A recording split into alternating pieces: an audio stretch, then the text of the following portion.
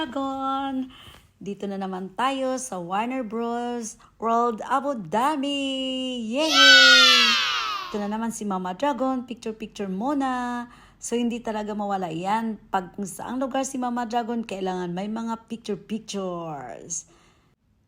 Yun guys, yung mga background na yan, sa loob ng mall yan. Yung parang tunay, parang nasa labas ka. Pero sa loob ng mall yan, lahat yan. Parang gusto ko na rin tumayo dyan sa stone na yan. Ka-picture-picture kasama sila. Kasi ang gaganda. Yan guys, ang mga marvels nila. So, may mga pangalan din sila dyan nakalagay. So, ma-recognize mo sila kung sino-sino sila. Pero ako, nakalimutan ko na.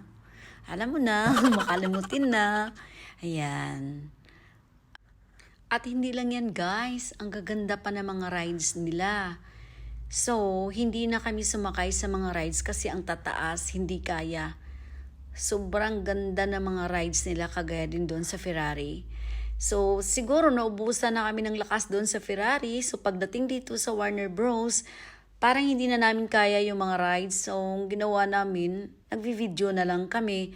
Pero ang gaganda ng mga rides dito sa loob, ang tataas, hindi talaga carry.